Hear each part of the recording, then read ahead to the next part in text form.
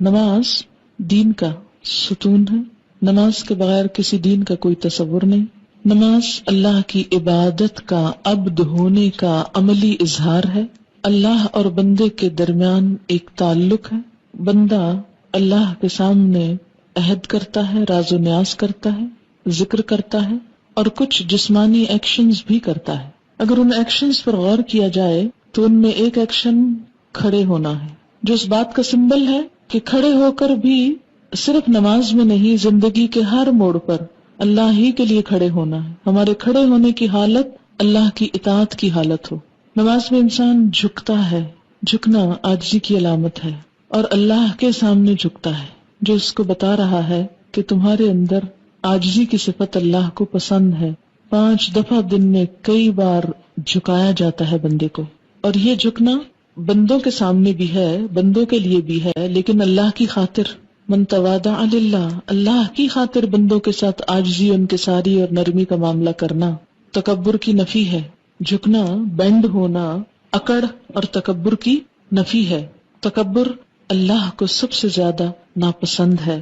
دن میں کئی بار جھک کر ہم اس بات کا اظہار کرتے ہیں کہ اللہ تیری خاطر کہیں بھی جھکنا پڑے ہم اس کے لیے تیار ہیں. نماز کی ایک حالت سجدے کی حالت ہے، زمین پہ سر رکھ دینا، اور یہ زندگی میں یا روزمرہ کے کاموں میں واحد موقع ہوتا ہے کہ جب انسان اپنی پیشانی زمین پر رکھ دیتا، اپنی ناک زمین پر رگڑتا ہے، اور یہ اللہ کے سامنے کرتا ہے، جو انتہائی عاجزی کی علامت ہے، حد درجہ اطاعت کی علامت ہے کہ اللہ میں تیرا ہی بندہ ہوں، تیرا ہی مطیع فرما ہوں، تیری خاطر میں ناک رگڑ سکتا ہوں. اسے کہتے ہیں نا ناک کی لکیریں نکالنا، کہ مشکل سے مشکل کام تیری خاطر کر گزروں گا.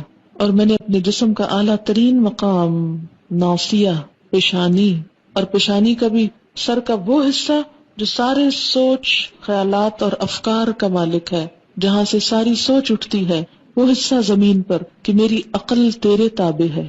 پھر نماز میں انسان بیٹھتا ہے، اور یہ بیٹھنا کس بات کی علامت ہے کہ اللہ میرا کھڑا ہونا اور میرا بیٹھنا، میری ہر حالت تیری اطاعت میں ہے. میں کھڑے ہو کر بھی تیرا ہی ذکر کرتا ہوں، تیرا ہی بندہ ہوں، اور میں بیٹھ کر بھی تیرا ہی بندہ ہوں. نماز میں عام حالات میں ایک پوزیشن نہیں ہے، اور وہ لیٹنے کی، اور لیٹنا آرام پسندی اور آرام طلبی کی علامت ہے. انسان سونے کے وقت لیٹتا ہے، اور جب سو جاتا ہے تو اس کے عقل، شعور اور باقی چیزیں کام کرنا چھوڑ دیتی ہیں. اس وقت انسان کی مکمل بے بسی کی علامت ہوتی ہے. اس وقت انسان پھر نافرمانی کا کوئی کام کر نہیں سکتا، اسے نماز میں لٹایا نہیں گیا. باقی ہر حال میں جھکایا بھی گیا، ناک کی لکیریں نکلوائی گئی، پیشانی زمین پہ رکھی گئی، ہاتھ زمین پہ رکھوائے گئے، اور اس طرح رکھوائے گئے کہ کہا کتے کی طرح پھیلاؤ مت، ان کو اٹھا کے رکھو تاکہ پوری طرح سر جھک جائے. جب آپ ہاتھ پھیلا لیتے ہیں، کونیاں نیچے ٹکا لیتے ہیں، تو سر کے اندر یا پیشانی کے اندر وہ عاجزی نہیں آتی، وہ جھکاؤ نہیں آتا. پھر نماز کے اندر آپ سینے پہ ہاتھ باندھتے ہیں. سینے پہ ہاتھ باندھنا، دل پہ ہاتھ رکھنا، عاجزی، ادب کا مظاہرہ کرنا ہے، اور اس بات کا سمبل ہے کہ یا اللہ ہم ہاتھ باندھے پوری طرح تیری اطاعت کے لیے تیار ہیں. ہاتھ باندھ کے تیرے سامنے عہد کرتے ہیں، ایاک نعبد و ایاک نستعین. ہمارے دل کے خیالات اور خواہشات اور سب کچھ تیرے نام وقف ہے. پھر نماز میں ہم ہاتھ اٹھاتے ہیں سب سے پہلے اللہ اکبر کہہ کے، ہینڈز اپ، سر تسلیم خم، کچھ بھی نہیں، سب کچھ چھوڑ دیا، اس دنیا سے بھی اعلان برات، اور دنیا کے ہر کام سے، ہر ایک سے منہ موڑ کے اللہ کی طرف. اللہ اکبر. آپ خود سوچیں، اللہ اکبر کہتے ہوئے جب انسان اپنے ہاتھ اٹھاتا ہے تو یہ ہینڈز اپ ہونے کی علامت ہے کہ میں بے بس ہوں، تیرے سامنے کوئی بھی چیز، میرے ہاتھ خالی ہیں، خالی ہاتھ آیا ہوں، اور عاجز ہوں، اطاعت گزار ہوں، فرما بردار ہوں، جو کہے گا مانوں گا. اور آخری ایکشن نماز میں سلام ہوتا ہے. ابتدا ہوتی ہے اللہ اکبر سے اور انتہا ہوتی ہے سلام پر. سلام پر انسان کی گردن بھی موو کرتی ہے، رائٹ اور لیفٹ، گویا تمام جسم اللہ کی اطاعت میں ایک دفعہ ہل چکا ہوتا ہے. اور جب انسان اپنی دائیں طرف سلام کرتا ہے تو پوری دنیا والوں کے لیے امن کا پیغام دیتا ہے، میسج دیتا ہے. بائیں طرف کرتا ہے تو پوری دنیا والوں کے لیے امن کا پیغام دیتا ہے، السلام علیکم، تم سب پر سلامتی ہو اور تم سب پر سلامتی ہو، میرے ہاتھ اور میری زبان اور میرے اعمال سے تم سب محفوظ رہو. ایک نقطے پہ غور کیجئے، اللہ چاہتا تو یہ ایکشن کروائے بغیر یہ سب کچھ ہم سے کہلوا دیتا، لیکن آپ نے دیکھا ہوگا کہ بچوں کو بعض اوقات پوئمز پڑھوائی جاتی ہیں جو ویسے ہی رٹوا دی جاتی ہیں، اور بعض پوئمز ہوتی ہیں ایکشنز کے ساتھ. دونوں میں کیا فرق ہے؟ بہت بڑا فرق ہے. جب انسان جسمانی حرکات کے ساتھ کھڑے ہو کر، بیٹھ کر، سجدے میں جا کر، رکوع میں جھک کر، گردن موڑ کر، ہاتھ اٹھا کر اللہ کا نام لیتا ہے، تو گویا اپنے صرف زبان سے نہیں، صرف دماغ سے نہیں، صرف خیالات سے نہیں، اپنے جسم کے ساتھ، اپنے ایکشنز کے ساتھ یہ ثابت کر رہا ہے کہ وہ اللہ ہی کا بندہ ہے اور اللہ کی اطاعت میں ہر طرح سے سرگرم عمل رہے گا. پھر آپ دیکھیں کہ نماز میں چلنا نہیں ہوتا، چلنا منع ہے. نماز میں بولنا منع ہے. نماز میں کھانا پینا منع ہے. اس سے کیا پتہ چلتا ہے کہ یا اللہ تیری خاطر میں بھوک کی قربانی دے سکتا ہوں، تیرے لیے میں اپنی بھوک قربان کر سکتا ہوں. بولتا نہیں، بولنے کی خواہش بھی ایک بڑی شدید خواہش ہوتی، خصوصاً خواتین میں. چپ رہنا بہت مشکل ہوتا ہے، بولنا بہت پسندیدہ ہوتا ہے. تو نماز میں انسان بولنا منع ہے، بول نہیں سکتے. ایک لفظ بھی کہا نماز ختم، ایک دانہ بھی چبایا تو نماز ختم، ایک گھونٹ پانی بھی پیا تو نماز ختم. نہیں، کچھ بھی نہیں. کچھ چکھا بھی تو نماز ختم. پھر چلنا منع ہے. گویا خود اپنے آپ کو قید کرتے ہیں ایک جگہ پر، ایک جگہ پر روک لیتے ہیں کہ اللہ تیری نافرمانی میں کوئی قدم نہیں اٹھے گا. لا تقدموا بین یدی اللہ ورسولہ کی عملی تفسیر کہ اللہ اور اس کے رسول کے آگے پیش قدمی نہ کرو، آگے نہ بڑھو. میں اپنی چوائس کے ساتھ جس جگہ کھڑا ہوں اسی جگہ کھڑا ہوں، دنیا ادھر سے ادھر ہو جائے، میں مکمل استقامت کے ساتھ تیرے ہی آگے کھڑا ہوں. میں یہاں سے ہلوں گا نہیں، کیونکہ اللہ نے منع کر دیا یہاں سے نہیں ہلنا، یہیں کھڑے رہو، اسی جگہ رہو. اور ساری نماز میں ہم ایک ہی جگہ جب تک سلام نہ پھیر لیں ایک ہی جگہ کھڑے رہتے. کبھی ایسا نہیں کرتے کہ ایک قدم آگے پھر پیچھے پھر دائیں پھر بائیں، چاہے کتنے بھی تھکے ہوئے ہوں، کتنا بھی خواہش ہو چلنے بھاگنے دوڑنے کی، کسی بھی ایکٹیویٹی کی. نہیں، تو چلنا پھرنا کیا ہے؟ بھاگ دوڑ زندگی کے تمام کاموں کا احاطہ کرتا ہے، سارے کاموں کا احاطہ. چلنا پھرنا سب کام چل پھر کے ہی ہوتے ہیں نا. تو انسان کیا وعدہ کرتا ہے اپنے آپ کو، اپنے قدموں کو روک کر کہ اے میرے رب تیری خاطر میں ہر کام چھوڑ سکتا ہوں، میری ہر سرگرمی تیرے سامنے ہیچ ہے، ادھوری ہے. تو کہے تو میں سب کچھ چھوڑ سکتا ہوں، میں ایک جگہ کھڑا ہو سکتا ہوں، اسٹل سٹینڈ. ہل جل بھی منع ہوتی ہے اس میں.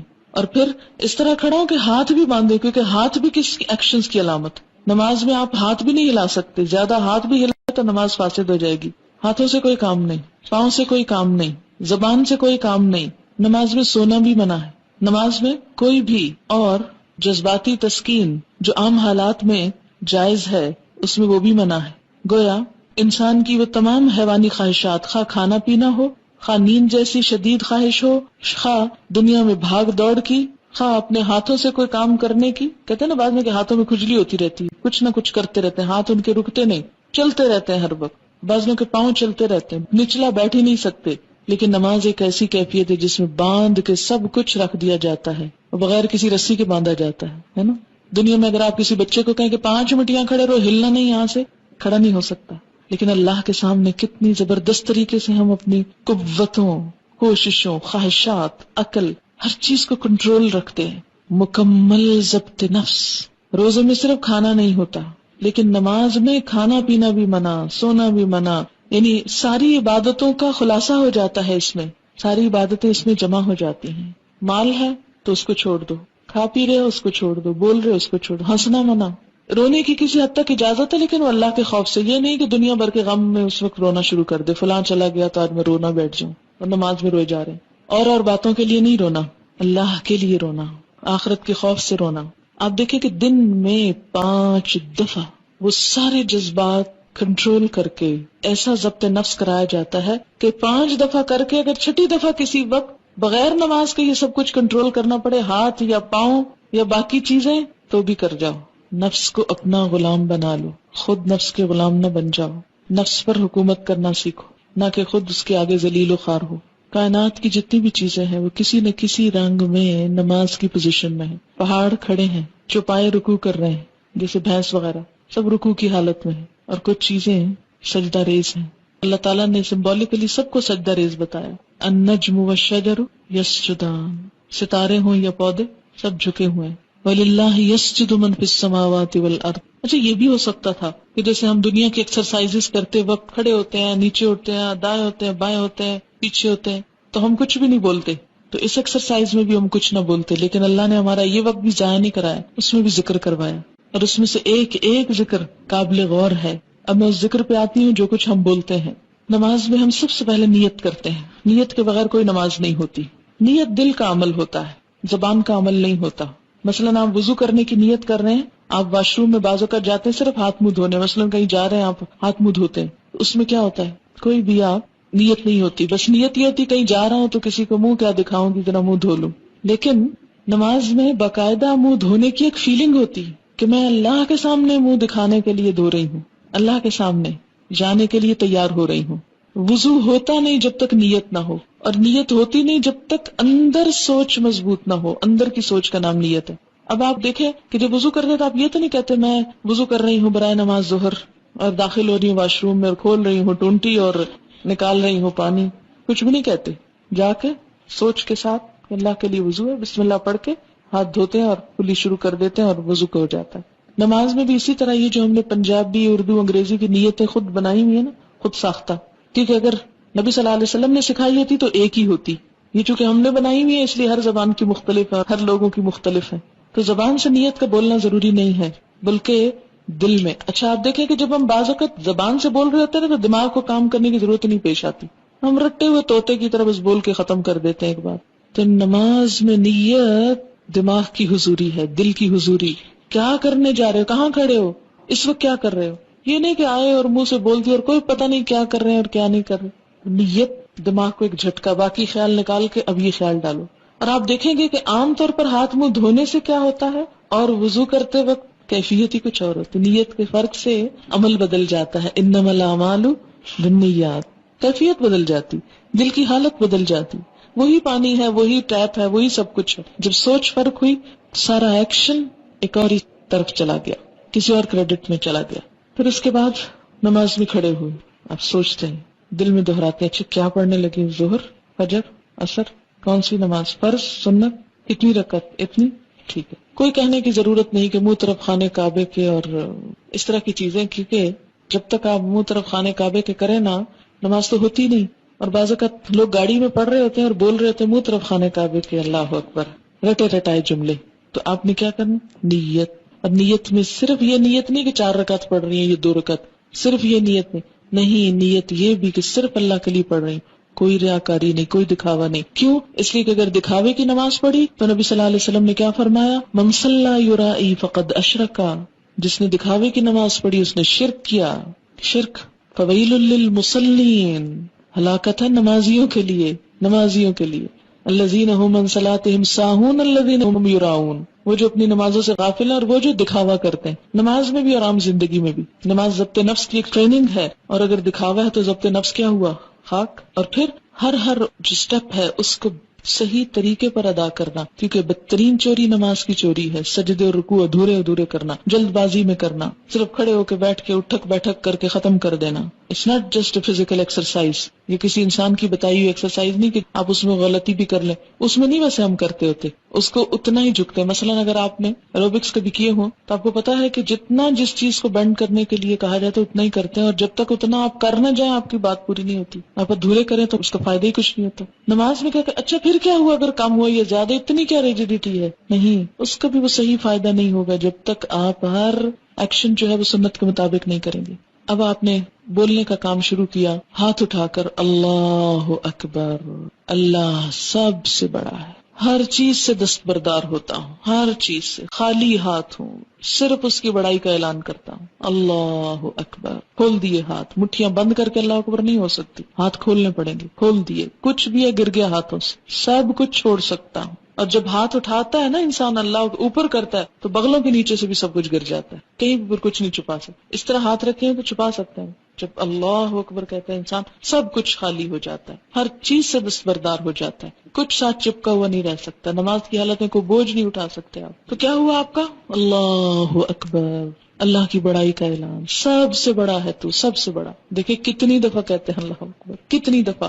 اور عملی زندگی میں واقعی اللہ بڑا ہے بڑا نہیں. وہاں تو کہیں نفس بڑا ہے، کہیں عقل بڑی ہے، کہیں مال بڑا ہے، کہیں اولاد بڑی ہے، کہیں دوست بڑے ہیں، کہیں رشتہ دار بڑے ہیں، کہیں رسم و رواج بڑے ہیں، ان کے پیچھے چلتے ہیں. اور اللہ بس صرف نماز میں بڑا ہے، اور وہ بھی کوئی خاص نہیں، صرف کہنے کی حد تک. کیسی نماز ہے ہماری، اور ہر سٹیپ پہ کہہ رہے ہیں اللہ اکبر. اللہ سب سے بڑا ہے، سب سے بڑا، سب سے بڑا. اور اگر نماز درست ہو جائے سارا دین درست ہو جائے. نماز میں احساس اور شعور کام کرنے لگے، زندہ ہو جائے نمازیں ہماری، سوچی سمجھی ہو جائے تو بہت کچھ فائدہ ہو جائے. اللہ اکبر.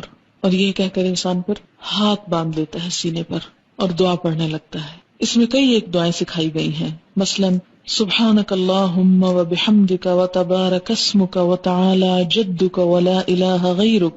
پاک ہے تو اے اللہ، اور آپ ہی کی حمد ہے، اور بابرکت ہے آپ کا نام، اور بلند ہے آپ کی شان، اور نہیں کوئی عبادت کے لائق آپ کے سوا. پاک ہے تو اے اللہ. پاکی بیان کرتا ہے انسان اللہ کی. آپ کی حمد، آپ کی تعریف، آپ کا نام بابرکت، آپ کی شان بلند. کتنی زیادہ تعریف کر رہا ہے انسان اللہ کی. واقعی عملی زندگی میں ایسا ہی ہے کہ مختلف چیزوں میں اپنی تعریف نہ چاہیں، اللہ کی تعریف چاہیں.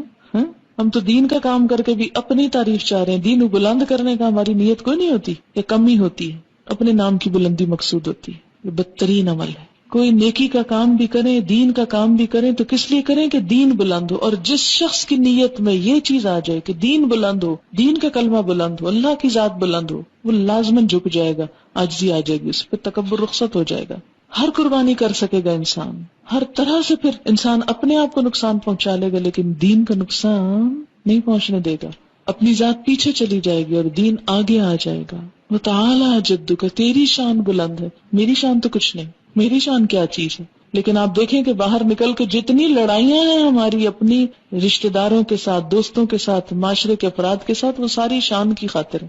ہمیں فلاں نے یہ کیوں کر دیا، اور کیوں ہمارے ساتھ ایسا کیوں ہوا، اور ہماری شان میں گستاخی کیوں کر دی، اور ایسا ہو گیا اور ویسا. جتنی تعلقات کی خرابی ہیں سب یہیں سے جڑ پھوٹتی ہے اس کی. تو جب انسان کہتا ہے تعالی جدک، شان تو تیری بلند ہے، بلندی تو تیری ہی ہے، ہم کیا چیز ہے، بندہ اور عاجز ہو جاتا ہے اور جھک جاتا ہے. ولا الہ غیرک، تیرے سوا تو کوئی الہ نہیں، تجھی کو پوچھتا ہوں، تیری ہی عبادت کرتا ہوں، اپنے نفس کی نہیں، عقل کی نہیں. ایک اور دعا بھی سکھائی گئی، اللہم باعد بینی و بین خطایایا کما باعدت بین المشرق والمغرب. اے اللہ میرے درمیان اور میرے گناہوں کے درمیان اتنی دوری پیدا کر دے جتنی مشرق اور مغرب کے درمیان. یعنی میں جو غلطیاں کر رہا ہوں ابھی تک، یا اللہ ان کو مجھ سے دور کر دے، ہٹا دے، کیونکہ وہ جو مجھے چمٹ گئی تو وبال جان جہنم میں لے جائیں گے. یا اللہ میری غلطیاں مجھ سے اتنی دور لے جا جتنا یہاں سے مشرق و مغرب کا فاصلہ ہے، بہت ہی دور، کہ ان کے اب مجھے نقصان یا ان کے اثرات نہ بھگتنے ہوں. اللہم نقنی من الخطایا، اللہ مجھے پاک کر دے خطاؤں سے. کما ینقی الثوب الابیض من الدنس، جیسے پاک کیا جاتا ہے سفید کپڑا میل کچیل سے. کبھی سفید کپڑا دھویا اور اس میں کوئی داغ ہو، پھر رگڑتے ہیں، پھر دھوتے ہیں، اچھا پھر کھول کے دیکھتے ہیں، نہیں ابھی نہیں، ابھی رنگ صحیح نہیں ہو، پھر اس کو رنگ کاٹ ڈالتے ہیں، اس کو لیکوڈ ڈالتے ہیں، اس کو نیل ڈالتے ہیں، اس کو خوب چمکاتے ہیں. سب سے زیادہ ایفرٹ کس کپڑے کو دھونے میں ہوتی ہے؟ سفید کپڑے کو دھونے میں. اور میل کچیل کا پتہ بھی سفید کپڑے سے چلتا ہے. یا اللہ جس طرح سفید کپڑا دھلتا ہے ایسے تو میرے گناہ دھو دے. کتنی خوبصورت دعا ہے. اللہم اغسل خطایا، اے اللہ دھو دے میری خطاؤں کو، بالماء والثلج والبرد، پانی سے، برف سے اور اولے سے.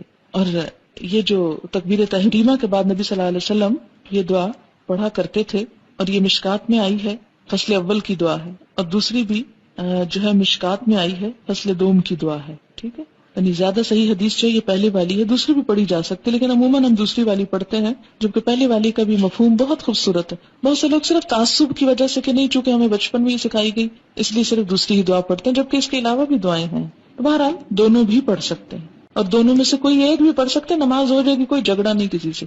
لیکن جو اپنا فائدہ جتنا کرے اتنا ہی اچھا ہے، اگر یہ دونوں پڑھ لے تو زیادہ ہی اچھا ہے. اور آپ دیکھیں گے کہ جو ہی آپ یہ کہنا شروع کریں گے اللہم باعد بینی و بین خطایا، تو واقعی شرمندگی کا احساس ہوگا اور گناہوں سے بیزاری ہوگی. پھر اس کے بعد اعوذ باللہ من الشیطان الرجیم، اللہ تیری پناہ میں آتا ہوں شیطان مردود سے، جو میرا پیچھا نہیں چھوڑتا، جو مجھے ہر وقت تھکائے ہوئے، ستائے ہوئے ہے، بہکائے ہوئے ہے.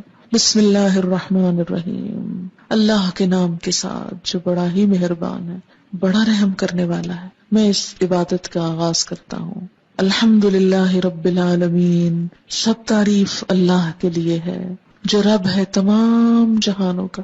پوری یونیورس کو اس نے پیدا کیا اور ان کا خیال رکھ رہا ہے، جو ذرے سے پایہ تکمیل تک پہنچاتا ہے. پہاڑ کی اصل بھی ذرہ ہے، پانی کی اصل بھی قطرہ ہے، سمندر کی اصل بھی ذرہ ہے، درخت کی اصل بھی بیج ہے. انسان کی اصل بھی نطفہ ہے. ہر جو بڑی بڑی چیز ہم کو نظر آتی ہے یہ اصل میں کیا تھی؟ بہت چھوٹی حقیر. اس رب کا کمال یہ ہے کہ اس نے حقیر چیز کو اتنی شان دے دی، اتنا بڑا کر دیا. رب العالم، رب جو ذرے سے کمال تک پہنچائے، جو ذرے کو چمکا ڈالے، اسے اہمیت دے دے. ہم کیا چیز تھے؟ وہ رب جس نے ہم حقیر پانی کا ایک چھوٹا سا کیڑا جس کا کوئی نام نہ تھا، لم یکن شیئا مذکورا، اسے رب نے اتنا بڑا کر دیا کہ بولنے، سننے، دیکھنے والا، عقل استعمال کرنے والا اور بڑی بڑی باتیں کرنے والا بنا دیا. تو تعریف تو میری نہیں، میں تو ایک حقیر چیز تھی. اللہ کی تعریف. الرحمن، بڑا ہی مہربان. الرحیم، بار بار رحم کرنے والا، 70 ماؤں سے بڑھ کے پیار کرنے والا. اس کی رحمت سے ہی جی رہی ہوں، ورنہ جتنے گناہ ہیں شاید اگلا سانس بھی نہ لے سکوں. مالک یوم الدین، جزا سزا کے دن کا مالک، بدلے کے دن کا مالک. مالک یوم الاخرہ نہیں کہا گیا، مالک یوم الدین کہا گیا. بدلے کا دن، بدلے کا دن. اگر دنیا میں کسی دن کو آپ دیکھیں، بڑے دن منائے جاتے ہیں، مناتے ہیں نا، آج خواتین کا دن ہے، آج مزدوروں کا دن ہے، اور آج بچوں کا دن ہے، اور پولیو کا دن ہے. اور کسی ایک دن میں کہا جائے اگر آج بدلے کا دن ہے تو کیا حالت ہو. بدلے کا دن. قیامت کی سب سے بڑی مشکل ہی تو یہ ہے کہ وہ بدلے کا دن ہے. کون سا بدلہ؟ اچھا بدلہ بھی، جزا بھی اور سزا بھی، دونوں ہی چیزیں. من یعمل مثقال ذرۃ خیرا یرا ومن یعمل مثقال ذرۃ شرا یرا. نیکی کا ذرہ بھی جا دیکھے گا انسان، اور برائی کی حالت بھی جا دیکھے گا. لا تخفى منکم خافیہ، کوئی چھپی ہوئی چیز چھپی نہ رہ جائے گی. وبرزوا للہ الواحد القہار، سب نمایاں عیاں ہر چیز سامنے آ جائے گی. وَأُرِدُوا عَلَىٰ رَبِّكَ صَفًّا، صف در صف پیش کر دیے جائیں گے. وَوُضِعَ الْكِتَابُ، کتاب رکھ دی جائے گی، اور انسان کہے گا مَا لِهَٰذَا الْكِتَابِ لَا يُغَادِرُ صَغِيرَةً وَلَا كَبِيرَةً إِلَّا أَحْصَاهَا. کوئی چھوٹی بڑی چیز اس کتاب نے نہیں چھوڑی مگر جس کو گن گن کے نہ رکھا. گنی ہوئی چیزیں، ایک ایک نمبر گنا ہوا. اس انسان کے اتنے ہزار جھوٹ، اس انسان کی اتنی غیبتیں، اس انسان کی اتنی گالیاں، اس انسان کی اتنا احصا ہوتا ہے کسی چیز کو شمار کرنا، اسٹیٹسٹکس کے ساتھ کسی چیز کو پیش کرنا. اس انسان نے اتنے لاکھ دفعہ سبحان اللہ کہا تھا، اس نے اتنی نمازیں پڑھی تھی، اتنا قرآن پڑھا تھا، گنی ہوئی، حرف حرف گنا ہوا، کیونکہ ہر حرف پہ 10 نیکیاں نا، اس لیے ہر حرف گن کے رکھا جائے گا وہاں. ایسے کمپیوٹرز ہیں کہ سوچ نہیں سکتا انسان. اس کے بنیاد پر پھر جزا دی جانے لگے گی، ذرہ ذرہ تول لیا جائے گا. فَأَمَّا مَنْ ثَقُلَتْ مَوَازِينُهُ فَهُوَ فِي عِيشَةٍ رَاضِيَةٍ وَأَمَّا مَنْ خَفَّتْ مَوَازِينُهُ فَأُمُّهُ هَاوِيَةٌ وَمَا أَدْرَاكَ مَا هِيَ نَارٌ حَامِيَةٌ. جس کے نام اعمال بھاری ہوں گے وہ دل پسند عیش میں ہوگا، اور جس کے اس بدلے کے دن ہلکے ہو گئے وہ مصیبت میں مبتلا ہو جائے گا. اس کی ماں تو پھر خبر گیری کرنے والی حاویہ، وہ جہنم ہوگی. تمہیں کیا پتا کہ کیا ہے، کھولتی آگ، ابلتی بھڑکتی آگ. ایاک نعبد، ہاتھ باندھ کے ہر نماز میں کھڑے ہو کر کئی دفعہ دن میں عہد، صرف تیری ہم عبادت کرتے ہیں، صرف تیری. وایاک نستعین، اور صرف تجھ سے ہم مدد چاہتے ہیں. اور عملی زندگی میں کیا کرتے ہیں؟ کبھی کسی پہ توقع، کبھی کسی پہ سہارا، کبھی کسی کا بھروسہ. جھوٹ کہتے ہیں جو نماز میں کہتے ہیں، اسی لیے تو نماز قائم نہیں ہو رہی. کسی بھی چیز کی بنیاد جب جھوٹ پر ہوتی ہے تو وہ قائم نہیں ہو سکتی، جھوٹ کے پاؤں نہیں ہوتے. تو جو شخص سچی نماز پڑھتا ہے پھر ہو نہیں سکتا کہ اس کی زندگی میں غیر اللہ شامل ہو جائے. ایاک نعبد، صرف تیری ہم عبادت کریں. وایاک نستعین، صرف تجھ سے ہم مدد چاہتے ہیں. انسانوں سے کوئی مدد لینا، مثلا میں آپ سے کہوں کہ یہ پانی کا گلاس اٹھا کے نیچے رکھ دیں، یہ اس میں شامل نہیں ہوتا. کیوں؟ اس لیے کہ یہ اسباب کو اختیار کرنا اللہ تعالیٰ کی طرف سے اس کا حکم بھی ہے. اللہ نے قرآن پاک میں ایک بہت عادل بادشاہ ذوالقرنین کی صفت بیان کی کہ اس نے فَأَتْبَعَ سَبَبًا، بار بار آتا ہے کہ اس نے اسباب کی پیروی کی، اسباب استعمال کیے. اللہ کی پیدا کی نعمتوں کو استعمال کرنا یا کسی انسان سے مدد لینا یا ظاہر میں کسی چیز کا تبادلہ کرنا یہ منع نہیں ہے، یہ اس میں نہیں آتا. لیکن یہ سوچنا کہ کوئی شخص غائبی قوت کے ساتھ مدد کر سکتا ہے، بغیر وسائل کے ہماری مدد کر سکتا ہے، اپنی کسی خاص قوت کی وجہ سے کوئی کام کروا سکتا ہے جو مادی چیزوں میں نہیں، روحانی چیزوں میں، تو یہ شرک میں آ جاتا ہے. صرف اللہ سے مدد چاہتے ہیں، بھروسہ اللہ کی ذات پر. اہدنا الصراط المستقیم. پھر دعا مانگتے ہیں اللہ سیدھا راستہ دکھا، صراط الذین انعمت علیہم، ان لوگوں کا راستہ جن پر تو نے انعام کیا.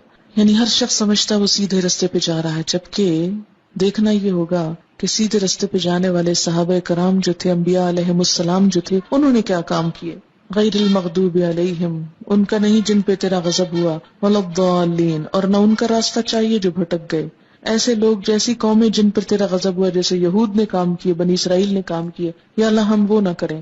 اور نصارہ نے جو شرک کیا اور جس طرح بگڑ گئے اور دین کی حدیں پھلانگ کے کہیں اور چلے گئے، اور جدید دور میں جیسے وہ سیکولرزم کی طرف مائل ہو گئے، ان کی اکثریت، سب بھٹکنے کی علامتیں ہیں. یا اللہ تو ہمیں ان سب بھٹکنے والی چیزوں سے بچا لینا. دن میں 5 دفعہ، اور پھر کہتے ہیں آمین، اے اللہ تو سن لے اور تو قبول کر لے.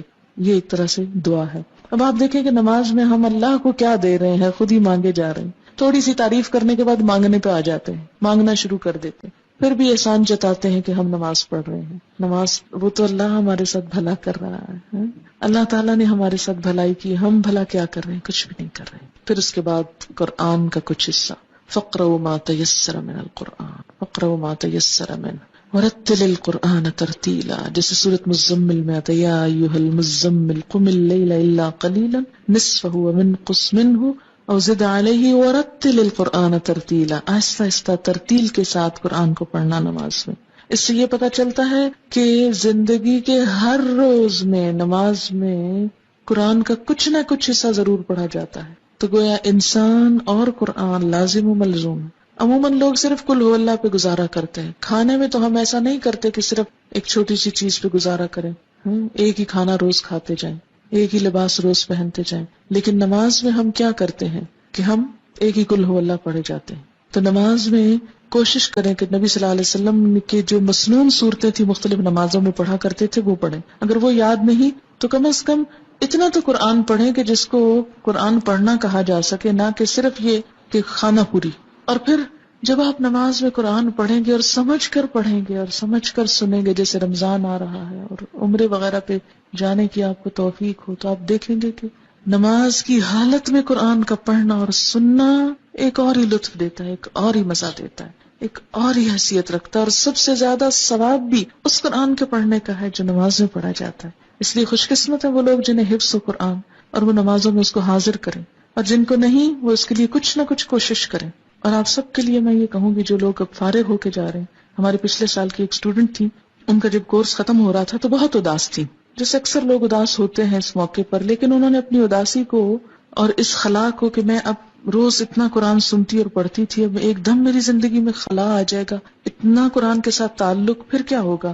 میرے پاس تو وقت ہے اور مجھے اس کے ساتھ تعلق قائم کرنا ہے. تو انہوں نے ایک بڑی اچھی بات سوچی، اور وہ یہ تھی کہ وہ کہنے لگی کہ میں نے اپنے اس غم اور اس اداسی کو ایک پریکٹیکل چیز میں بدل لیا. میں نے کہا کہ میں قرآن کا کچھ حصہ یاد کروں گی. اور ویسے بھی ہمارے کورس میں 30واں پارہ زبانی یاد کرنا ہوتا ہے، جو عموماً ہم طالبات کو کھلی چوائس دیتے ہیں کہ کورس ختم ہونے کے بعد گھر جا کر یاد کر کے کسی بھی وقت سال میں آ کے سنا دیں.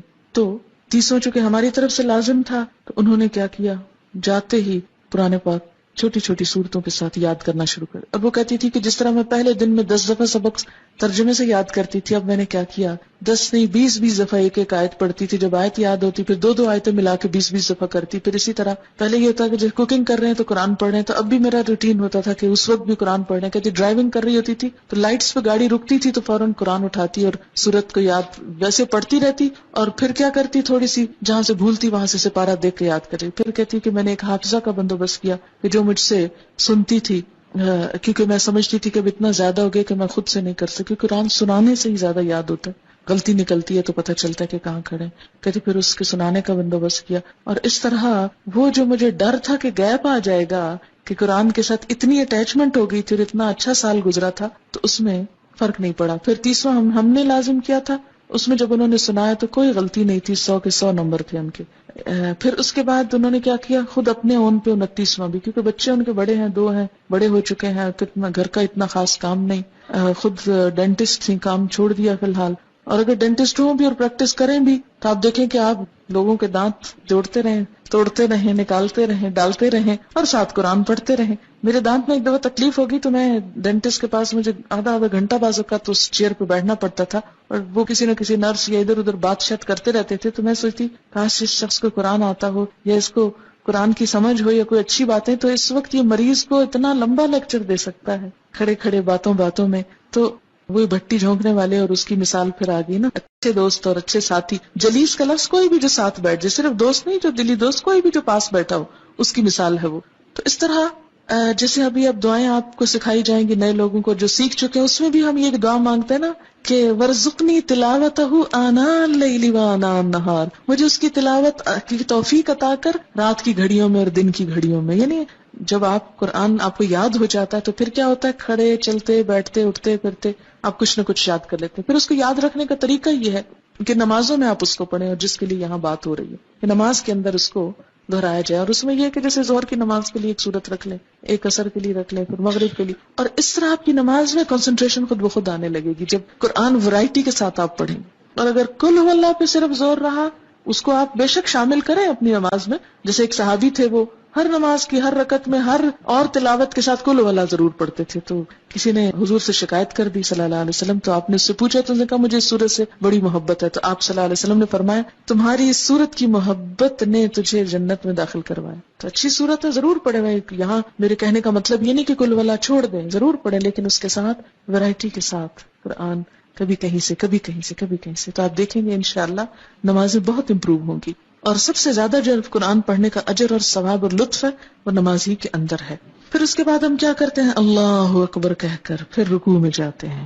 رکوع میں اور اس وقت ہم کیا پڑھتے ہیں، سبحان ربی العظیم، پاک ہے میرا رب جو بہت بڑا ہے، میں تو بہت چھوٹی ہوں، میں تو جھکی ہوئی ہوں، بڑا تو وہ ہے. عملی طور پہ اپنے آپ کو پریکٹیکلی فزیکلی اپنے آپ کو بینڈ کر کے اور پھر انسان اللہ کی عظمت کی بات کرتا ہے، سبحان ربی العظیم. اور یہاں پر ایک دعا بھی پڑھی جاتی ہے، سبحانک اللہم ربنا وبحمدک اللہم اغفر لی. اور یہ دعا بھی نبی صلی اللہ علیہ وسلم سے ثابت ہے. یہ پہلی دعا اور دوسری دعا یہ دونوں ہی مشکات سے ہیں. پہلی دعا جو ہے مشکات کی فصل اول سے اور دوسری فصل دوم سے. اچھا، فصل اول سے کیا مراد ہے، اس میں کیٹیگری ہے. جو سب سے زیادہ صحیح حدیثیں ہیں وہ فصل اول میں ہے، جو ذرا کم ہے کسی بھی لحاظ سے تو وہ سیکنڈ کیٹیگری میں، پھر تیسری میں کچھ ضعیف حدیثیں بھی شامل ہیں اس میں. تو جو یہ جو دعا ہے سبحانک اللہم ربنا وبحمدک اللہم اغفر لی، یہ پہلے درجے کی دعاؤں میں سے ہے، اس کو بھی پڑھ سکتے ہیں. اور اس کا معنی کیا ہے، پاک ہے تو اے اللہ، اے ہمارے رب، اور تعریف تیرے ہی لیے، اللہ میاں مجھے بخش دے، میں تیرا عاجز بندہ، تو میری بخشش کر. ہم یوں بھی کر سکتے ہیں 3 دفعہ سبحان ربی العظیم پڑھ کے چوتھی دفعہ یہ پڑھ لیں، یا 2 دفعہ یہ پڑھ لیں، جیسے آپ چاہیں. اس میں اوپن چوائس ہے. جب انسان اپنی عاجزی کو تسلیم کرتا ہے نا، اپنی کمی حقارت کو، پھر لازمی بخشش کی دعا نہیں کرتے، اللہ تعالیٰ پھر تو مجھے معاف کر دے، معاف کر دے. کیونکہ ہم اللہ کا شکر تو ادا کر ہی نہیں سکتے، اور اس کی نعمتوں پہ شکر ادا نہ کرنا یہ ایک قصور ہے. اگر ہم کوئی گناہ نہ بھی کریں، کچھ بھی نہ کریں، ہم چپ بھی بیٹھے نہیں، یہ بھی ایک قصور ہے کہ اللہ نے زبان دی سے اس کے ذکر میں کیوں نہیں استعمال کیا.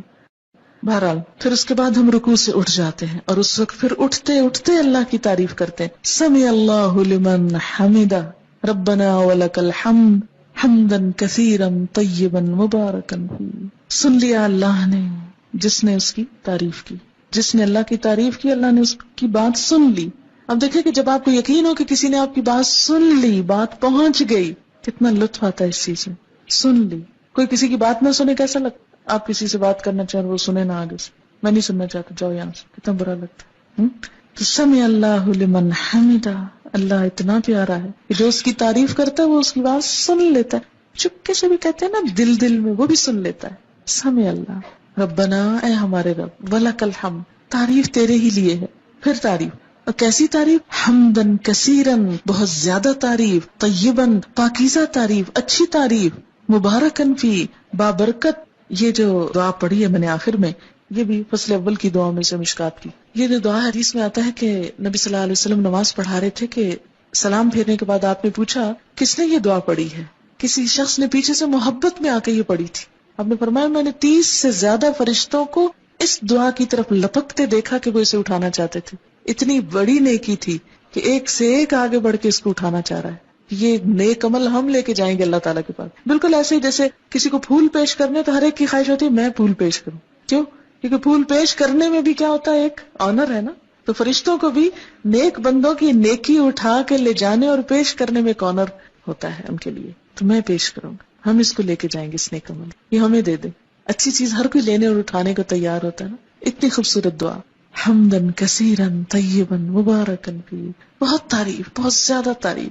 جب انسان کسی سے بہت محبت کرتا نا پھر کہتا بہت بہت اچھی چیز، بہت زیادہ اللہ کی تعریف. حمدن کثیرن بہت اچھی والی تعریف، طیبن مبارکن بہت برکت والی، بہت برکتیں ہوئے اس میں. مبارکن فی، یہ برکت کیا ہوتا ہے؟ نشو نما، بڑھوتری. اتنی تعریف کہ جو بڑھتی چلی جائے، زیادہ سے زیادہ ہوتی چلی جائے، کہیں رکے ہی نہ، ختم ہی نہ ہو. حد کر دیتا ہے انسان تعریف میں، اور یہ وہی کر سکتا ہے جو اللہ سے واقعی محبت رکھتا ہو. پھر انسان سجدے میں آتا ہے، سر زمین پہ رکھ دیتا ہے. عام حالات میں آپ دیکھیں، اگر نماز کے علاوہ کوئی کسی کو کہے اچھا ذرا زمین پہ سر رکھو، کتنا مشکل کام ہے نا. عام حالات میں تو کوئی چیز گر جائے تو ہم کہتے ہیں اچھا فلاں نے ذرا پکڑاؤ، یہ گری ہوئی چیز ہے، مجھ سے نہیں نیچے ہوا جاتا. کتنا مشکل ہے. لیکن اللہ کی خاطر محبت میں زمین پہ جا پڑتا ہے انسان اور سر رکھ دیتا ہے، ناک رگڑتا ہے اپنی، کیونکہ ناک نہ لگے تو سجدہ نہیں ہوتا. پورا جھکاؤ سر کی طرف ہوتا ہے. ساری عقل کو لا کے ذلیل کرتا ہے اللہ کے سامنے. یا اللہ یہ سر کیا چیز ہے، یہ سوچے کیا چیز ہے، تیرے سامنے تو کوئی کچھ نہیں، کوئی حجت بازی نہیں. اور کیا کہتا ہے؟ سبحان ربی الاعلی، میں ہوں حقیر و ذلیل لیکن پاک ہے میرا رب جو اعلی اور الاعلی سب سے زیادہ بلند ہے. میں اس وقت سب سے نچلی پوزیشن میں ہوں اور میرا رب سب سے زیادہ بلند ہے. سبحان ربی الاعلی. اور اس وقت انسان پھر کیا کرتا ہے؟ وہی دعا دوبارہ پڑھ سکتا ہے، سبحانک اللہم ربنا وبحمدک اللہم اغفر لی. حدیث میں آتا ہے کہ بندہ سجدے کی حالت میں اللہ کے سب سے زیادہ قریب ہوتا ہے، سب سے زیادہ قرب کی حالت ہے. واسجد واقترب، سجدہ کرو قریب ہو جاؤ. اس وقت اللہ کی بڑائی بیان کرتا ہے انسان، اور اسی لیے سجدے کی حالت میں کی ہوئی دعا قبول ہوتی ہے. اور اس وقت انسان بخشش کی دعا مانگ لے، اللہم اغفر لی، تو اس سے بڑھ کر اور کوئی خوبی نہیں، کوئی بھلائی نہیں. پیک پہ ہوتا ہے انسان اپنی عاجزی کے اور مانگنے کے اور قربت کے اور دعا کے قبول ہونے کے. ہر چیز اپنی انتہا کو. یہاں سے کیا ہوا؟ یعنی کھڑے ہو کے جو نماز شروع کی تھی، سجدے میں پہنچ کے اپنی ٹاپ پہ پہنچ گئی، عاجزی کی انتہا ہو گئی، تعریف کی انتہا ہو گئی، دعا کی انتہا ہو گئی. اور انتہا کے اللہم اغفر لی، بخشش ہو جائے. عام زندگی میں بھی یہی ہماری سوچ ہونی چاہیے کہ یا اللہ تو بخش دے، بس بخش دے. بخشے گئے تو سب کچھ مل گیا، اور اگر بخشش نہیں، کچھ بھی نہیں. پھر کیا کرتے ہیں؟ بیٹھ جاتے ہیں. اللہ اکبر، ہر سٹیپ پہ اللہ اکبر. اب جب بیٹھتے ہیں پھر ایک دعا سکھائی گئی، اور وہ دعا کیا ہے؟ اللہم اغفر لی، پھر بخش دے. بخشش پہ اینڈ کیا تھا سجدے میں، اٹھ کے پھر بخشش مانگ رہے ہیں. یہی منتہا. اللہم اغفر لی، اے اللہ مجھے بخش دے، ورحمنی، اور مجھ پہ رحم کر. رحم بھی اللہ کو جب بھی آئے گا نا جب قصور معاف ہوں گے. آپ کسی سے توقع رکھ سکتے ہیں کہ کوئی آپ کے ساتھ بھلا کرے جبکہ اس کا دل آپ کی طرف سے میلا ہو، یا وہ آپ سے ناراض ہو، یا آپ نے اس کو ستایا ہوا ہو؟ کیسے بات کرتے؟ نہیں، پہلے بخشے جائیں گے تو پھر ہی رحمت ہوگی. اللہم اغفر لی ورحمنی. اور کیا؟ واہدنی. یہ دعا کی ترتیب دو مختلف روایتوں میں فرق ہے، میں اس ترتیب سے جو یہاں لکھی ہوئی پڑھتی ہوں. وجبرنی، میری مجبوری دور کر دے، میرا نقصان پورا کر دے. ورفعنی، اور مجھے بلند کر دے.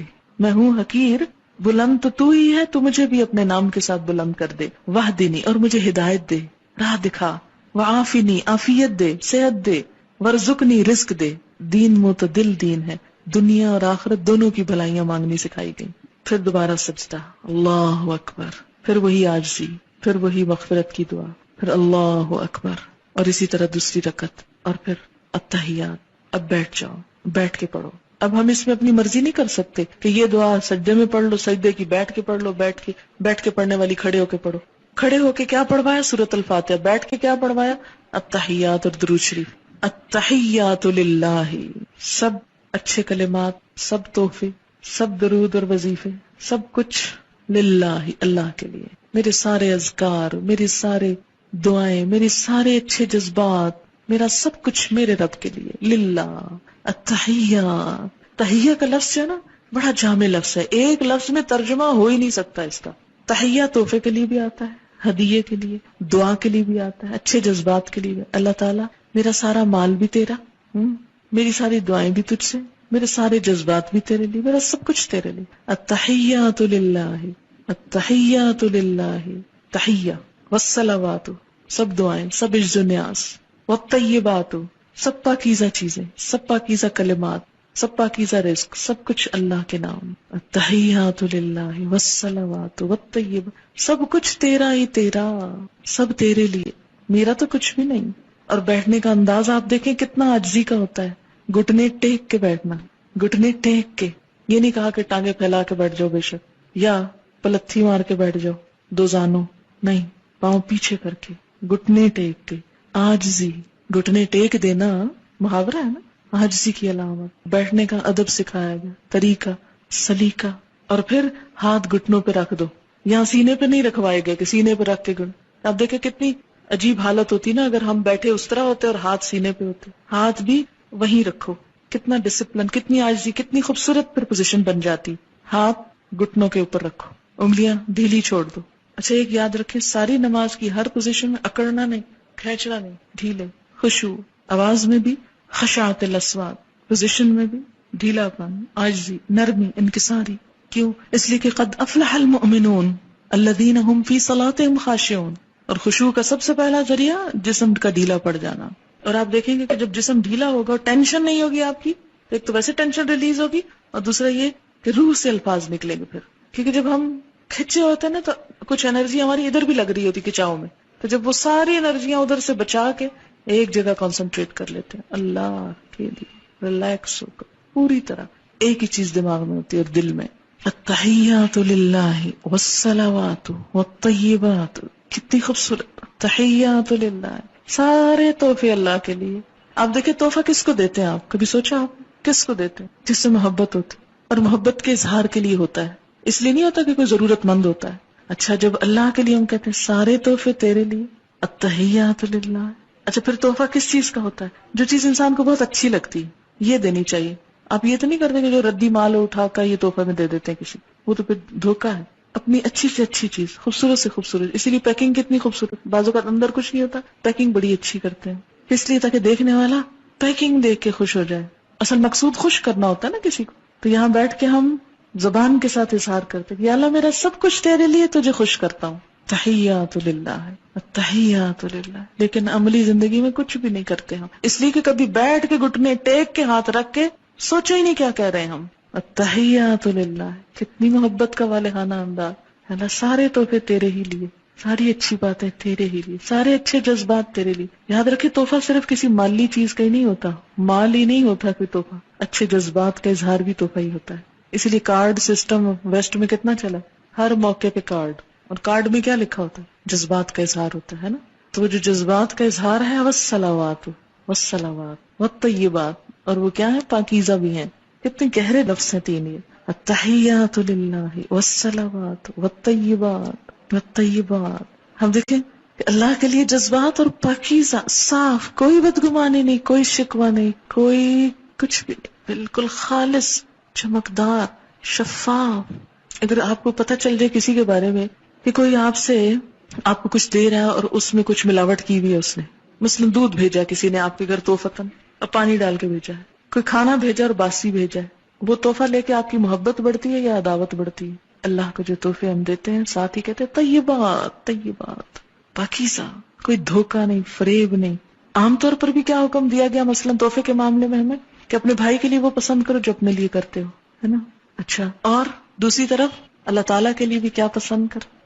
اچھا تو تحفے میں تو اور زیادہ ہو جاتا ہے نا کہ جو اپنے لیے پسند ہے وہ دوسرے کے لیے پسند کرو. لیکن ہم انسانوں کے ساتھ تو دھوکے کا معاملے کر جاتے ہیں، اللہ کے ساتھ نہیں کر سکیں گے. تو اس لیے احساس دلایا گیا کہ کیا کرو، التحیات للہ والصلوات والطیبات. اور پھر اللہ کے بعد رسول اللہ صلی اللہ علیہ وسلم کا حق بھی، کیونکہ یہ سب کچھ پہنچایا تو انہوں نے، ملا تو ان کے ذریعے، اگرچہ اللہ کا دیا ہوا لیکن رسول اللہ صلی اللہ علیہ وسلم کے ذریعے. تو ان کی کوششوں اور ان کی محنت اور ان کے حسن سلوک اور ان کے احسان کو بھی بلایا نہیں گیا. نماز میں آپ کا نام شامل کر دیا گیا. السلام علیکہ ایھا النبی، اے نبی صلی اللہ علیہ وسلم آپ پر سلامتی ہو، آپ سلامت رہیں، سلامتی ہی سلام، آپ پر سلام. ہماری طرف سے آپ کو کوئی تکلیف نہ پہنچے، ہم کوئی ایسے برے عمل نہ کریں کہ قیامت کے دن آپ کو شرمندگی ہو. یہ صرف سلام ایسے ہی نہیں کہ ہم جھوم جھوم کے ہم بڑے بڑے دعوے کریں. سلام کیا ہوتا ہے؟ ہماری طرف سے آپ سلامت رہیں، ہماری طرف سے آپ کو دکھ نہ پہنچے. اور آپ کے دین کا جو حال حشر ہم کر رہے ہیں واقعی سلامتی کی بات کر رہے ہیں. کسی کو جو سلامت رہنے کی دعا دیتے ہیں کہ آپ سلامت رہیں، اور خود ہی ساتھ دکھ دینے لگ جائیں، ستانے لگے. قیامت کے دن آپ صلی اللہ علیہ وسلم نے فرمایا تھا دیکھو مجھے رسوا نہ کرنا. کیا واقعی ہمارا حال یہ ہے؟ کہ ہم حضور صلی اللہ علیہ وسلم کے پاس شوق سے جا کھڑے ہوں گے کہ ہم نے آپ کے دین کے ساتھ یہ کیا، جو آپ کام چھوڑ کر آئے تھے ہمارے لیے ہم نے کر لیا، ہوم ورک ہو گیا، ہم کر کے آئے وہ کام. اور خاص طور پر دین کا علم پڑھنے والے العلماء ورثۃ الانبیاء، وارث ہیں آپ اس مشن کے. کوئی ایسا کام نہ کریں کہ جس سے دین کو دنیا میں بٹا لگے یا آخرت میں رسوائی ہو. السلام علیکہ ایھا النبی ورحمۃ اللہ وبرکاتہ. آپ پر اللہ کی رحمتیں، آپ پر برکتیں. ہر نماز میں دعائیں دیتے ہیں آپ کو، ہر نماز میں. النبی اولا بالمؤمنین من انفسہم، نبی تو اہل ایمان کے لیے ان کے نفسوں سے زیادہ ان کے قریب ہے. ابھی آپ نے حدیث پڑھی کہ ہر مسلمان کا سب سے زیادہ نزدیکی رشتہ اپنے نفس سے بھی بڑھ کر کس کے ساتھ ہے؟ نبی صلی اللہ علیہ وسلم کے ساتھ. کہ ان کا حق نہ بھولا جائے. انہوں نے تکلیفیں اٹھا کر، اذیتیں اٹھا کر ہم تک یہ دین پہنچایا. وہی کہ اخذ کرنے کی کیفیت کو سوچیں، اسے یاد رکھنے کی اور اسے آگے پہنچانے کی، پتھر کھانے کی، شاعر اور کاہن اور طرح طرح کی باتیں سننے کی، سب کچھ آپ نے ہمارے لیے کیا. اس لیے آپ کا احسان ناقابل فراموش. اور اس احسان کے لیے اگر اس دور میں تو ہوتا تو زیادہ سے زیادہ کیا ہوتا. جو صحابہ کرام تھے وہ جواب میں آپ کو جا کے کوئی چیز دے آتے کہ جی آپ نے ہم پہ بڑا احسان کیا، ہم بھی آپ کے ساتھ بھلا کر رہے ہیں. وہ تو آپ کی پھر زندگی تک کے لیے ہوتا نا. بعد کے لوگوں کے لیے کیا ہوتا، میرے آپ جیسوں کے لیے کیا ہوتا، ہم کیا کرتے. کتنا اللہ نے ہم پہ رحم کیا کہ ہمیں یہ دعا سکھا دی کہ دعا دے کے بھی ہم کچھ نہ کچھ اس احسان کا بدلہ دے سکتے ہیں. کہ آپ پر سلامتی ہو، آپ پر اللہ کی رحمت ہو، آپ پہ برکتیں ہوں. اور پھر السلام علینا، ہم پر بھی سلامتی ہو. اللہ ہم کو بھی ہر شر سے محفوظ رکھے. وعلی عباد اللہ الصالحین، اور اس موقع پہ سب اللہ کے نیک بندوں کو شامل کر لیا دعا میں. یہ ہے اللہ کی رحمت کہ کسی بھی محسن کا حق مارا نہ جائے، کسی بھی نیک بندے کا. یعنی اللہ کے جتنے نیک بزرگ اولیاء جو ان کو نام دے، جو بھی کوئی گزرا آج تک، صالح عباد اللہ الصالحین، کسی بھی دور میں سب کے لیے دعائیں. کتنی وسعت آتی ہے مومن کے دل میں، سب کے لیے دعائیں. اشہد ان لا الہ الا اللہ واشہد ان محمدا عبدہ ورسولہ. پھر کلمہ پڑھتا ہے شہادت انسان. میں گواہی دیتا ہوں کہ اللہ کے سوا کوئی عبادت کے لائق نہیں، اور میں گواہی دیتا ہوں کہ محمد رسول اللہ اللہ کے بندے اور اس کے رسول ہیں.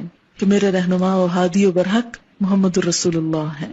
پھر درود شریف پڑھا جاتا ہے خاص طور پر. پھر درود شریف ایک دفعہ سے جیسے حق نہیں ادا ہوا، ابھی کچھ اور.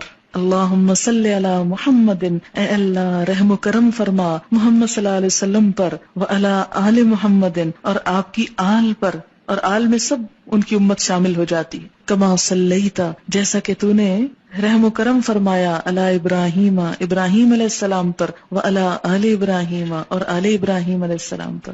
اللہ کے دوست تھے نا ابراہیم علیہ السلام.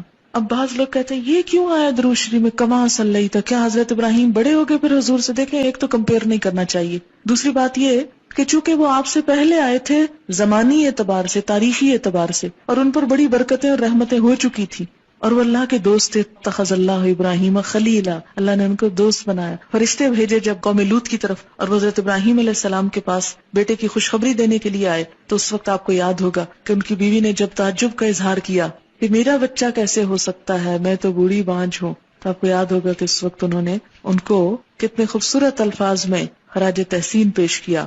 اور اس وقت انہیں کہا کہ اللہ کی رحمتیں اور برکتیں ہوں آپ پر اے اہل بیت. تو یہ اللہ تعالیٰ نے حضرت ابراہیم علیہ السلام کے احسانات کے بدلے میں ان کو اتنا بڑا مقام دیا. اور چونکہ اس سے پہلے ان کو دیا جا چکا تھا، اس لیے اس کا بطور مثال ذکر کیا گیا. کما کا مثال کے لیے آتا ہے، جیسے پہلے ہو چکا ایسے ہی اب آپ محمد صلی اللہ علیہ وسلم کے ساتھ بھی کریں. اور پھر انک حمید مجید، بے شک آپ تعریف کے لائق ہیں، بزرگ ہیں. بیچ بیچ میں اللہ کی تعریف بھی. اللہم بارک علی محمد، اے اللہ برکتیں بھیج محمد صلی اللہ علیہ وسلم پر، وعلی آل محمد، اور آل محمد پر، کما بارکت علی ابراہیم وعلی آل ابراہیم، جیسے آپ نے برکت بھیجی ابراہیم اور آل ابراہیم پر. انک حمید مجید، بے شک آپ تعریف والے ہیں، بزرگ ہیں. اور پھر تشہد کی آخری دعا. اور یہ بھی دعائیں کئی ایک ہیں، شاید 12-13 دعائیں ثابت ہیں. ہم عموماً رب اجعلنی مقیم الصلاۃ ومن ذریتی، ربنا تقبل دعا، ربنا اغفر لی ولوالدی وللمؤمنین یوم یقوم الحساب. یہ ابراہیم علیہ السلام کی دعا جو سورۃ ابراہیم میں آتی ہے ہم پڑھتے ہیں. لیکن نبی صلی اللہ علیہ وسلم سے اور دعائیں بھی ثابت ہیں، مثلا اللہم انی اعوذ بک من عذاب القبر. پھر مانگ رہے ہیں، نماز آئی مانگنا، سب مانگا ہی جا رہا ہے، کچھ اپنے لیے، کچھ اللہ کے نیک بندوں کے لیے، کچھ نبی صلی اللہ علیہ وسلم کے لیے. اللہ تعالیٰ کو کیا ملا ہماری اس نماز سے؟ اس کو تو دینا ہی پڑا. پھر بھی ہم پڑھ کے اس پہ اذان جتاتے ہیں کتنا ظلومن جہولا ہے انسان. تو آخری دعا کیا؟ اللہم انی اعوذ بک من عذاب القبر، اے اللہ مجھے عذاب قبر سے پناہ دے، میں تیری پناہ میں آتی ہوں. واعوذ بک من عذاب جہنم، جہنم کے عذاب سے تیری پناہ میں آتی ہوں. واعوذ بک من فتنۃ المسیح الدجال، اور مسیح الدجال کے فتنے سے تیری پناہ میں آتی ہوں. یہ بڑے بڑے فتنے ہیں جن سے انسان بچ گیا تو کامیاب ہو گیا، قبر، جہنم، مسیح الدجال، دجالی فتنہ. واعوذ بک من فتنۃ المحیا والممات، اور زندگی اور موت کے سب فتنوں سے تیری پناہ میں آتی ہوں. اللہم انی اعوذ بک من المأثم والمغرم، اے اللہ میں گناہوں سے اور قرض سے تیری پناہ میں آتا ہوں. کتنی اچھی دعا ہے. اسی طرح ایک اور دعا، اللہم انی ظلمت نفسی ظلما کثیرا ولا یغفر الذنوب الا انت فاغفر لی مغفرۃ من عندک وارحمنی انک انت الغفور الرحیم.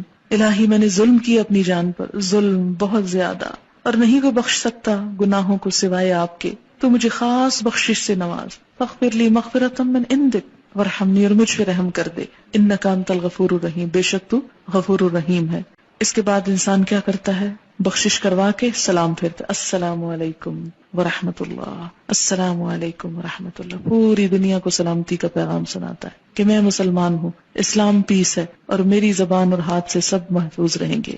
جو ہی نماز پڑھ چکتا ہے انسان، تو پھر اس وقت مسنون دعاؤں میں کیا آتا ہے کہ سب سے پہلے بلند آواز سے آپ صلی اللہ علیہ وسلم پڑھا کرتے تھے اللہ اکبر. ابتدا بھی اللہ اکبر سے، انتہا ہو چکی تو بھی اللہ اکبر، اور 3 دفعہ کہتے تھے استغفر اللہ استغفر اللہ استغفر اللہ. یہ پوری نماز کی 2 ہی بڑی باتیں ہیں، اللہ کی بڑائی اور اپنے گناہوں کی بخشش. اللہم انت السلام ومنک السلام تبارکت یا ذا الجلال والاکرام. اے اللہ آپ سلامتی والے اور آپ ہی کی طرف سے سلامتی ہوتی، آپ بابرکت ہیں، اے بزرگی اور عزت والے رب. کیوں؟ اس لیے کہ اگر نماز کے بعد فوراً جائے نماز لپیٹ کے اٹھ جائیں تو آپ کو یوں لگے گا جیسے کچھ پورا نہیں ہوا، رہ گیا. اس لیے وہ چونکہ ایک پورے پیک پہ انسان پہنچ چکا ہوتا نا، تو ایک دم اس سے باہر آ کر دنیا میں رل مل جانا اتنا ممکن نہیں ہوتا. تو اس کیفیت کو آہستہ آہستہ آہستہ آہستہ نارمل کیا گیا ہے. نماز شروع ہوتی وضو کے ساتھ، تیاری، پریپریشن کہ اللہ کے پاس جا رہے، ملاقات، اور اس بات کا احساس کہ اللہ کے پاس ایک دن قیامت کے دن اسی طرح آ کے ملنا ہے. 5 دفعہ تجربہ کروایا جاتا ہے دن میں اللہ کے سامنے کھڑے ہونے کا، اور سب کچھ چھڑوا دینے کا. حشر کے میدان میں بھی سب کچھ چھوٹ جائے گا اور ایک اللہ کے سامنے جا کے کھڑا ہونا. اور وہ کیفیت کیا ہوگی؟ صرف ایک دفعہ اگر کبھی سوچ لینا نماز میں، سب مستی اور کسبل نکل جائے اور پوری خشوع آ جائے نماز کے اندر کہ قیامت کے دن بھی ایسے ہی اللہ کے سامنے کھڑا ہونا. آج بھی کھڑا ہوں، کیسے کھڑا ہوں؟ اللہ کے سامنے کھڑا ہوں، یہ اللہ کے سامنے کھڑے ہونا ہے. اور پھر جس وضو کے ساتھ تیاری کر کے نماز میں گئے، پھر نماز پڑھ کر بھی جس طرح قرآن میں آتا ہے فسبح وادبار السجود، سجدوں کے بعد بھی رب کی تسبیح کرو. لہٰذا کیا پڑھتے ہیں؟ 33 دفعہ سبحان اللہ، 33 دفعہ الحمدللہ، 34 مرتبہ اللہ اکبر. اور اس کا اتنا اجر اور ثواب ہے کہ اگر آپ وقت دیکھیں تو 1.5 منٹ ہے صرف، لیکن اگر آپ اجر دیکھیں تو بے حد و حساب. اتنا اجر ہے کہ ایک دفعہ نبی صلی اللہ علیہ وسلم کے پاس کچھ لوگ آئے اور پوچھنے لگے اے اللہ کے رسول صلی اللہ علیہ وسلم، ہمارے کچھ دوست ہیں جو بڑے امیر ہیں، وہ صدقہ کرتے ہیں، ثواب پا لیتے ہیں، ہمارے پاس ہم غریب لوگ ہیں، ہمیں بھی کچھ بتائیں کہ ہم ان کا ثواب پا لیں. تو آپ نے فرمایا کہ تم ہر نماز کے بعد 33 دفعہ سبحان اللہ الحمدللہ اللہ اکبر پڑھو تو تم کیا کرو گے؟ ان کے برابر ہو جاؤ گے.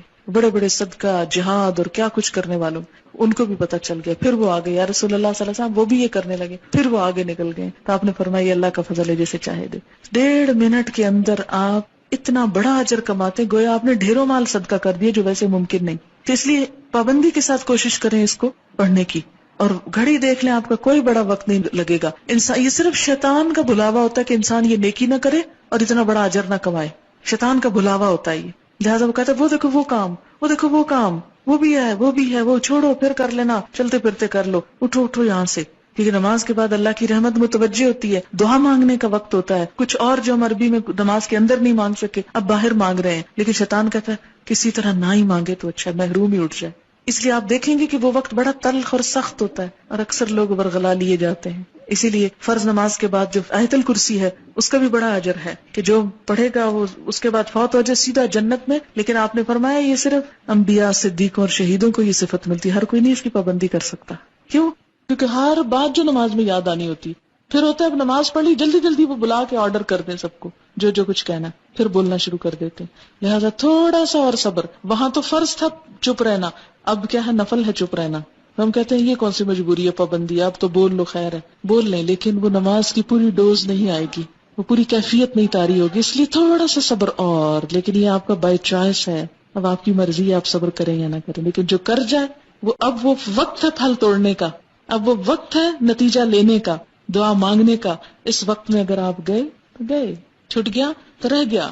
پھر اس کے بعد یعنی آیت الکرسی پڑھ لیا آپ نے 33 دفعہ، یہ سبحان اللہ الحمدللہ کہہ دیا. پھر مسنون ذکر ہیں کچھ جو نبی صلی اللہ علیہ وسلم سے ثابت ہے نماز کے بعد کرنے کو، اور وہ ہے رب اعنی علی ذکرک و شکرک و حسن عبادتک. اے اللہ مجھے مدد دے کہ میں آپ کو یاد کر سکوں، آپ کا شکر ادا کر سکوں، آپ کی خوبصورت عبادت کر سکوں. نماز پڑھ چکا ہے، پھر دعا اللہ توفیق دینا پھر بھی لوٹ کے آؤں. ایسا نہ ہوگا کہ لیے نماز میں سو جاؤں یا بھول جاؤں یا دل ہی نہ چاہے. آپ دیکھیں کہ اگر ہر نماز کے بعد انسان یہ دعا مانگ لیتا ہے تو ایک طرح سے اپنے آپ کو پھر باندھ لیتا ہے اگلی نماز کو، ورنہ ایک پڑھے گا اور ایک چھوڑ دے گا، ایک پڑھے گا قضا کر جائے گا. تو اس طرح انسان چھوڑ نہیں سکتا. اسی لیے کتنی باحکمت دعا اس موقع پہ سکھائے گی، رب اعنی، اے اللہ تو نے میری مدد کرنی ہے، اللہ ذکر کا کہ پھر تیرا ذکر کروں، شکر کا اور تیرا شکر گزار بندہ بن کے رہوں، وہ حسن عبادت اس سے بھی اچھی عبادت کروں. کیونکہ اس وقت انسان کو فیل ہوتا ہے اچھا میں نے اتنی اچھی نہیں نماز پڑھی، کو بہت سیٹسفیکشن نہیں ہوتی. پھر انسان کو کہا سیٹسفائی ہو جاؤ، مانگو اللہ سے اللہ اور اچھی عبادت کی توفیق دے. پھر لا الہ الا اللہ وحدہ لا شریک لہ لہ الملک ولہ الحمد وہو علی کل شیء قدیر اللہم لا مانع لما اعطیت ولا معطی لما منعت. بس تجھ سے مانگتا ہوں، کوئی روک نہیں سکتا اگر تو نے دے دیا، اور کوئی دے نہیں سکتا اگر تو نے روک دیا. سب سے بے نیاز، سب سے کٹ کر صرف تجھ سے. ولا ينفع ذا الجد منک الجد، اور نہیں فائدہ دے سکتی کسی دولت مند کو آپ کے عذاب سے دولت. یعنی کوئی دولت مند آپ کے عذاب سے اپنی دولت کی وجہ سے نہیں بچ سکتا، کیونکہ انسان پھر اٹھ کے دولت دنیا اور مال کی طرف راغب ہو جاتا ہے. گھر بار بچے ہر چیز پھر یاد آنے لگتے، اچھا یہ سنبھالنا ہے وہ کرنا ہے، وہ دیکھو انڈیا جل گئی، دودھ ابل گیا، شیشہ ٹوٹ گیا، یہ ہو گیا، وہ چیزیں آنی جانی ہیں. ان چیزوں نے نہیں بچانا اللہ کے ہاں، لہذا پھر یاد دہانی کرا کے دنیا میں بھیجا گیا. ایک اور دعا، لا الہ الا اللہ وحدہ لا شریک لہ لہ الملک ولہ الحمد وہو علی کل شیء قدیر لا حول ولا قوۃ الا باللہ. یہ جو کچھ بھی کیا اللہ کی قوت اور طاقت سے. لا الہ الا اللہ ولا نعبد الا ایاہ لہ النعمہ ولہ الفضل ولہ الثناء الحسن لا الہ الا اللہ مخلصین لہ الدین ولو کرہ الکافرون. یہ خوبصورت دعا ہے. اللہ کے سوا کوئی معبود نہیں، وہ اکیلا ہے، اس کا کوئی شریک نہیں، اسی کی بادشاہی ہے، وہی سزاوار حمد و ثنا ہے، وہی ہر چیز پر قادر ہے. نہیں ہے طاقت نقصان سے بچنے کی اور فائدہ حاصل کرنے کی مگر اللہ کے ساتھ. نہیں ہے کوئی معبود مگر اللہ، اور ہم صرف اسی کی عبادت کرتے ہیں. نعمتیں پہنچانا اور فضل کرنا اسی کا کام ہے، اسی کے لیے اچھی تعریف. نہیں ہے کوئی عبادت کے لائق مگر اللہ، اسی کے لیے ہماری اطاعت اگرچہ کافر برا مانے. اور آیت الکرسی جو ہر فرض نماز کے بعد ہے، آپ نے فرمایا جو ہر نماز کے بعد آیت الکرسی پڑھے اسے بہشت میں داخل ہونے سے سوائے موت کے کوئی چیز نہیں روکتی. گویا جنت کا دروازہ کھل گیا اس کے لیے.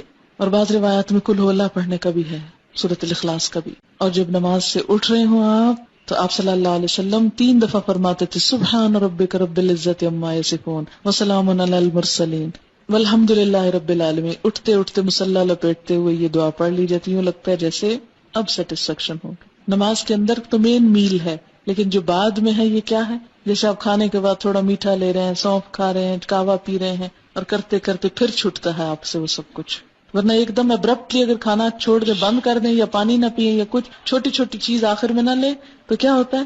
وہ لگتا ہے کہ ابھی کچھ رہ گیا ہے. تو اس طرح آپ کی نماز جو ہے مکمل ہوتی ہے. اس عہد و پیمان کے ساتھ آپ 5 دفعہ دنیا میں واپس لوٹتے ہیں. اگر یہ نمازیں باشعور ہو جائیں تو زندگی سیدھی ہو جائے. یقیمون الصلاۃ، آپ نے نماز کو قائم کیا، اللہ آپ کو قائم کر دے گا نیکی پر. اور دعا، نماز جب سلام پھیرتا ہے انسان تو جو نماز ہوتی ہے وہ فرشتے اٹھانے لگتے ہیں، لیکن جس کی اچھی نیت اس کے منہ پہ دے ماری جاتی ہے. اللہ کو کوئی نہیں پسند آئی، یہ کیا پڑھا تھا تم نے، ریجیکٹڈ. جیسے بعض ٹیچرز کاپیاں اٹھا اٹھا کے بچوں کی پھینکتے ہیں، لے جاؤ پھاڑ دیتے ہیں، کوئی فائدہ نہیں اس کا. پھر نماز دعا بھی دیتی ہے بندے کو کہ اللہ تجھے بھی قائم رکھے جس طرح تو نے مجھے قائم رکھا. اور جو نماز کو خراب کرتا نماز اسے بد دعا دیتی، اللہ تجھے بگاڑے، تیرا سب کچھ بگاڑے جس طرح تو نے مجھے بگاڑا. اچھا کچھ سوال ہیں کہ میں جلدی سے جواب دیتی ہوں. نماز ختم کرنے سے پہلے سورۃ البقرہ کی آخری آیات اور حشر کی آیات پڑھنا جائز ہے؟ ذکر میں آپ جو کچھ بھی پڑھیں، لیکن یہ مسنون نہیں ہے. مسنون وہی ہے جو میں نے آپ کو بتا دی ہے. اس کے علاوہ آپ اردو پنجابی میں اپنی دعا مانگ سکتے ہیں، جو بھی آپ کریں. کیا نماز کے بعد دعا مانگنا واجب ہے؟ میں نے سنا کہ حضور صلی اللہ علیہ وسلم ہر نماز کے بعد دعا نہیں مانگتے، اس لیے اس کو ضروری سمجھ کر پڑھنا بدعت ہے. یہ جو اذکار میں نے آپ کو بتائے ہیں یہ تو مسنون ہے. وہ مراد اس سے یہ کہ جو ہم لمبی چوڑی بہت ساری دعائیں کرتے ہیں وہ لازم نہیں. لیکن اس کا یہ مطلب نہیں کہ نماز سے سلام پھیرتے ہی آپ فوراً اٹھ کھڑے ہوں، نہیں. یہ جو ذکر ہے یہ مسنون ہے. نماز میں سلام سے پہلے عربی میں اپنے لیے کوئی دعا مانگ سکتے ہیں، مسنون دعاؤں میں سب کچھ آ جاتا ہے، ربنا آتنا بھی پڑھ سکتے ہیں۔ اچھا ایک بات یاد رکھے، سجدے میں قرآن نہیں پڑھا جاتا، سجدے میں قرآن نہیں پڑھا جاتا، درود شریف کھڑے ہو کے نہیں پڑھا جاتا، سلام کھڑے ہو کے نہیں پڑھا جاتا، بیٹھ کے پڑھا جاتا ہے نماز میں۔